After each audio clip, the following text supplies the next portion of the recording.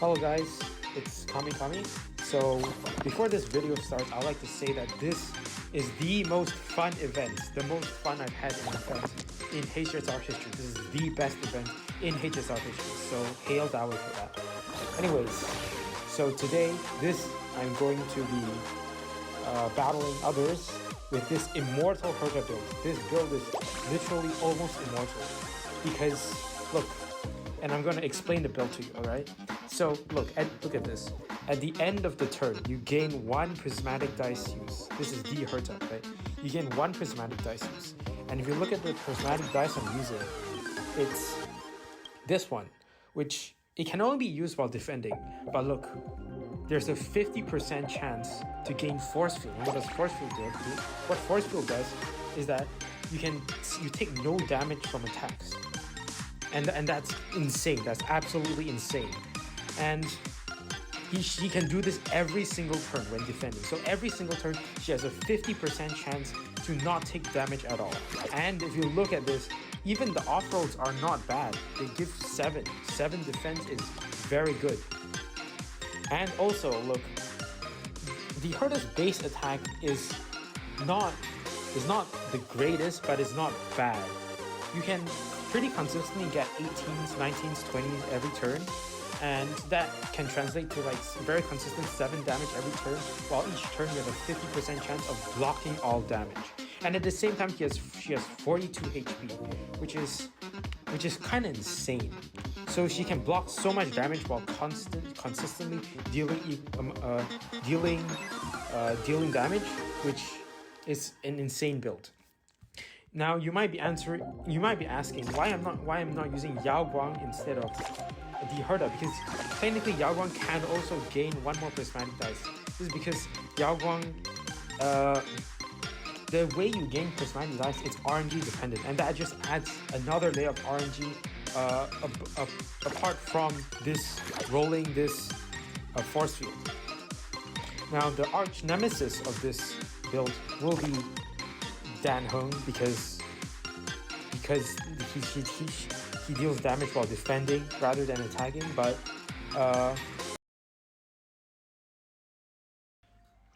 alright, so we're gonna be playing a total of 3 games, so let's see how this goes.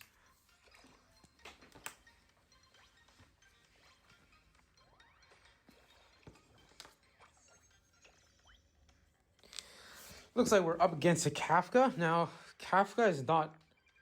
I don't think Kafka is a very good unit, unfortunately. Let's reroll these dice and hope for higher values. I'm gonna safe keep that 6 and that 4. And we have an 18. It's a consistent 18. And Kafka's dice are very mid. Like the actual values of the dice, like 3d4s, 2d6s, that's not very good. And Kafka's, the HP is also very average, around 30. And the passive, I don't think it's really, it will affect that much. It will affect that much. At most, it does, let's see. At most, it'll do like 4 damage each turn. And with the low attack value, I don't think it'll harm me that much. All right, looks like... All right, let's pray for the force field. I'm gonna pray for the force field. Please, Hoyoverse. Force field. Let's go. And now we're gonna be taking 0 damage, zilch, none. And at the same time, our poison is gonna deal 2 damage, no 4 damage. But that really doesn't matter that much. And I'm gonna keep that 5 for safekeeping. And these dice rolls are kind of bad. Alright, that's fine. 19 attack, not bad.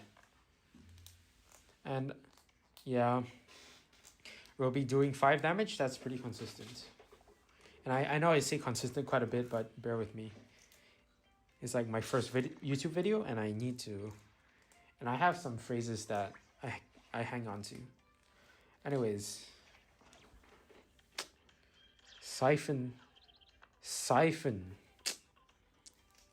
Actually, Siphon's good for me because if she does 0 damage and we do damage, then only we will heal and not her. So we're gonna getting 3 stacks of that. Take 4 damage, that's fine.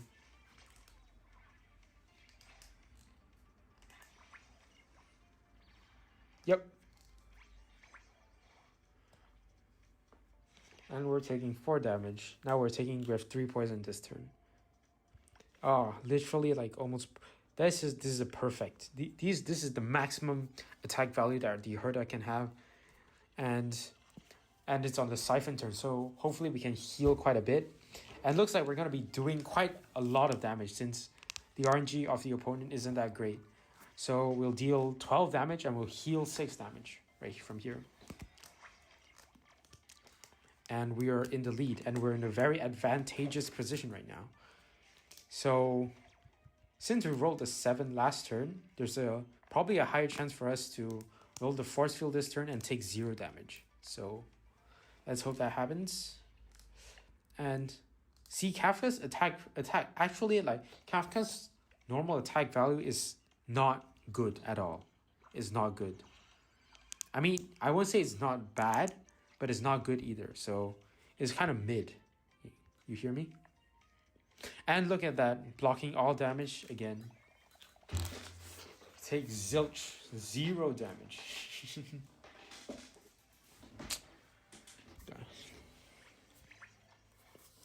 Take the 4 damage from Kafka.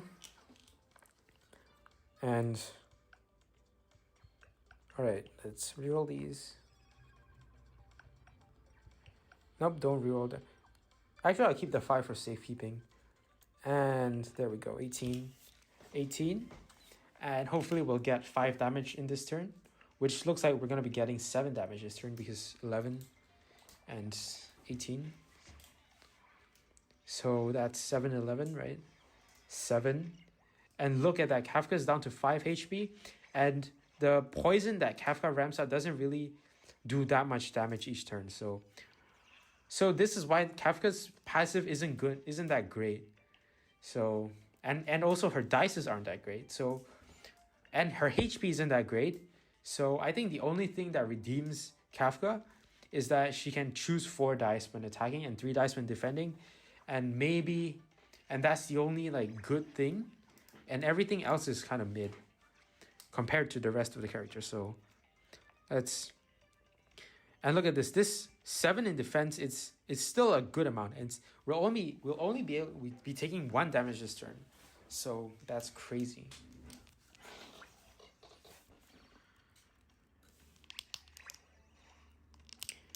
So that's 5 damage from poison, and we can finish her off this turn. Reroll these. Reroll these. And if his... Oh, look at that. We deal 3 damage. And yeah, GG's. We won because I told you this force field is insane. It blocks so much. The fact that each turn there's a 50% chance to block all damage is just kind of unfair. All right, next match looks like we're up against an Acheron. Now, Acheron, I said Acheron was a nemesis of this build because the perforation, because of this perforation that can ignore opponent's defense in force field. But in order for perforation to actually occur, like, the opponent needs RNG to be on their side to roll the double force, the triple force, and the quadruple force, right? And also the RNG needs. Oh wait, she's not using the one that gives you combo that makes you attack again. We don't have to be worried at all, actually. Why not? Doesn't really matter. She's gonna ignore the defense. Now, what makes Acheron like so good is because she has insane turn 1, turn 2, and turn 3 damage. And for the turn 1 and turn 2 damage, they're relatively consistent because you can roll 2 4s on turn 1 pretty easily, and 3 4s on turn 2 with your prismatic dice really easily. And the thing that's insane about Akron's is that prismatic dice that you want to choose with Akron can give her combo if you roll the right number. And combo makes it so that you can attack again. So perforation and combo are two very deadly combinations. So on turn 1, she can do 8 damage. On turn 2, with good RNG, with normal RNG, she can do 12 damage. And then combo that up with another 12 damage. So in 2 turns, she's literally doing 32 damage. But this opponent is not using this dice, which is a huge misplay. So we're going to be rerolling these. I'm going to safety that. And let's attack with our 17. And I don't think Akron can fully guard against our number right here.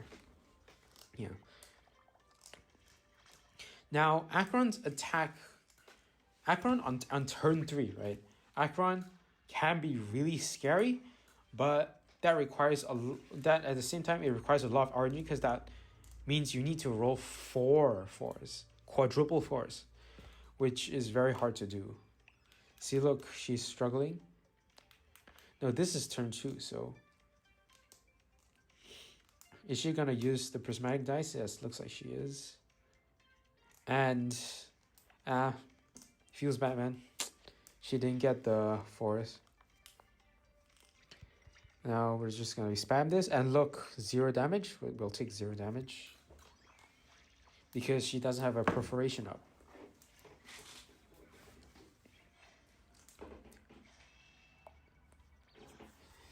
Alright.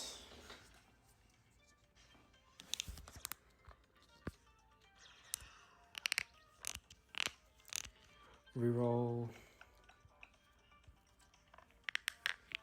And I don't want to keep at 5.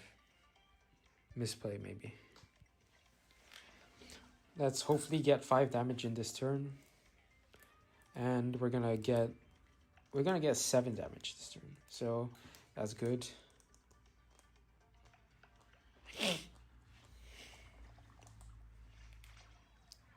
Very nice.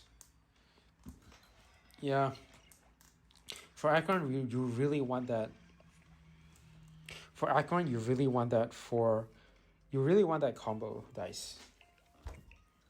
Oh, and also one more thing on why I choose the Herta is because against Akron, you're in a more favorable matchup than if you were using Yagong, because Akron is scary if you have 32 HP and below. But the Herta has, and because that's the break point because that's Akron's break point of doing 8 damage and 12 damage and 24 damage, 8 damage on the first turn and 24 damage on the second turn.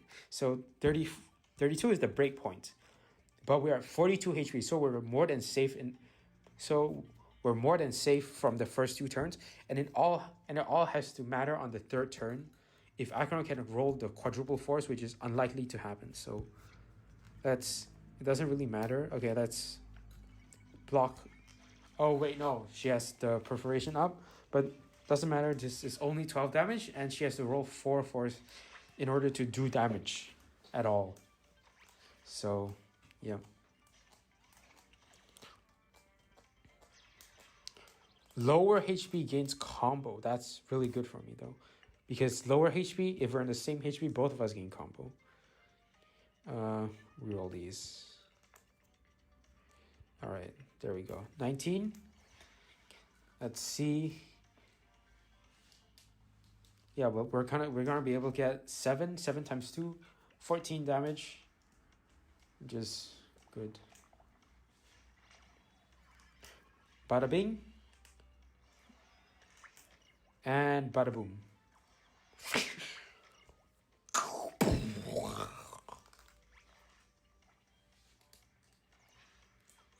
Yeah, I know I'm cringe. My bad. Rerolling the dice.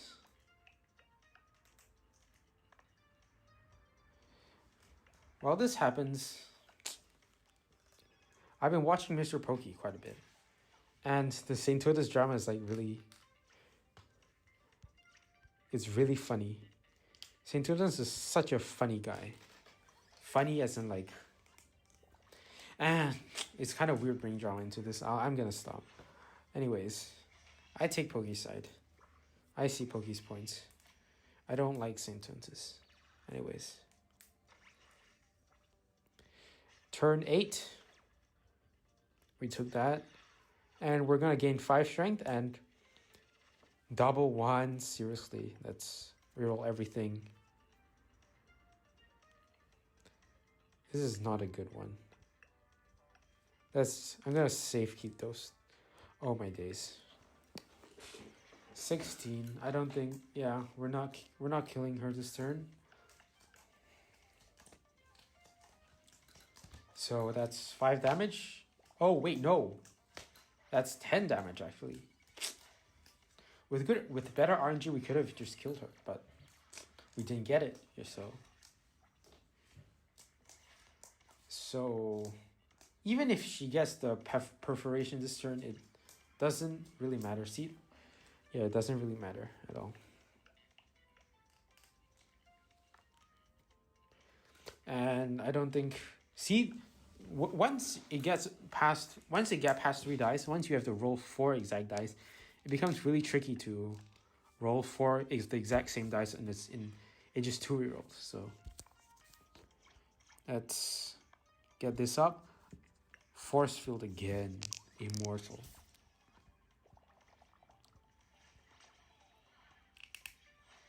And that's match 2. And I think we're gonna wrap it up this turn. Yeah, we're wrapping it up this turn. So that's we've won 2 out of 2 games. That's safeguard that 5. Safe keep the 5. And it doesn't matter.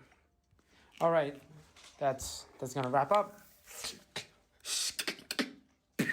Wrap it up. Wrap it up. Wrap it up. It's time to wrap it up. Yep. Bada bing. Bada bing. Bada boom. 13 damage.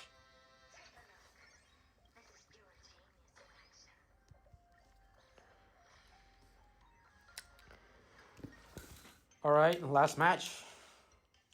Looks like we're up against a Firefly. Now, I'm sorry to all of those who like Firefly, but in this game, right, Firefly is not good. Actually, Firefly is not good. Firefly can only do damage on the first turn. And she has insane burst damage on the first turn. But like, her kit has a lot of flaws. If you look at this, she has 28 HP, right? So that's below average HP. And when you need 2 pairs of matching numbers to gain combo. And that's... See, look, this is the problem, right?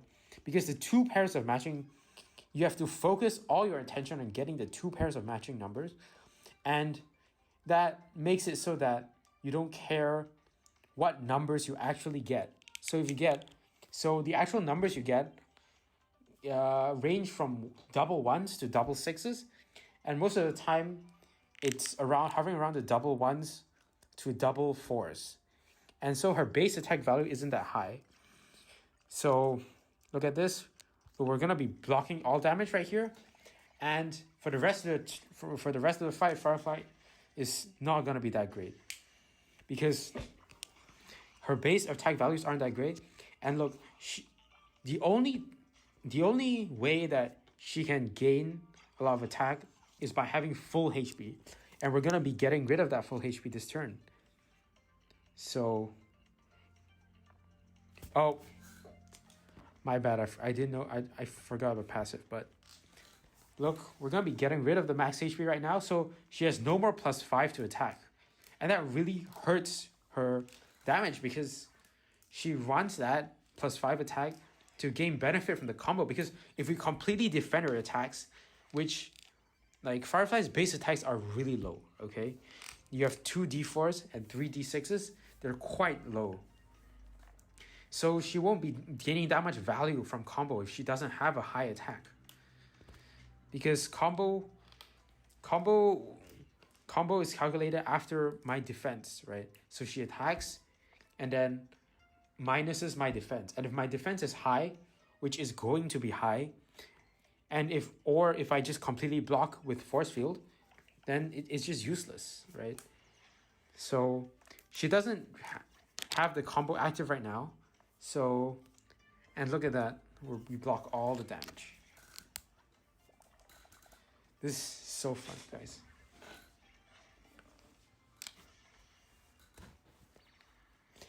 We're blocking all damage.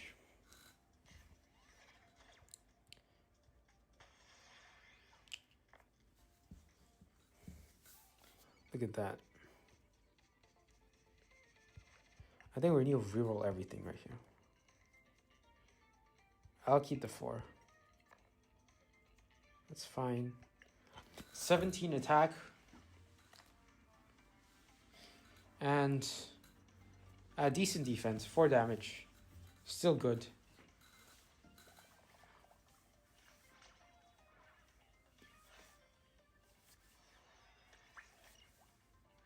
Yeah. Firefly can't really do much from here. Anyways, this game is so fun, guys. Like rolling the dice, calculating the damage. Like I've been playing this so long. I even got up to the highest rank. It's so fun, guys. You should try it. You should play it. We should really play it. Anyways. See, look, the RNG of getting the 2 pairs, it's not that great. And Firefly only has 2 3s and 2 4s right now. But let's look at what he has. It's hack. Hack doesn't really matter since, we have this. Yep, look. Yep, blocked all damage right here.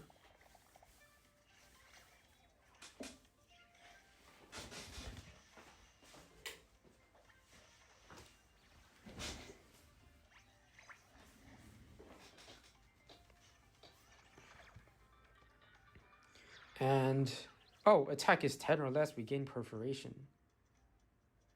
I guess we should use that. Yeah. Do 10 damage right now.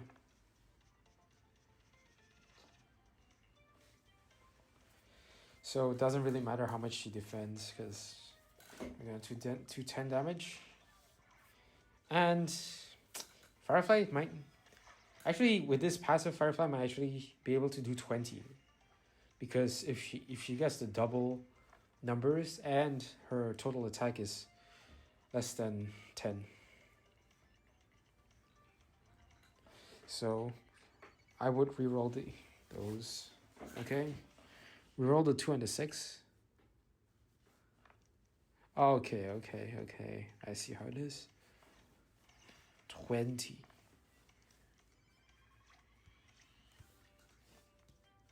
Oh, unfortunate. That's gonna be 0 damage. Useless against me. I am all powerful. This is immortal. What is immortal?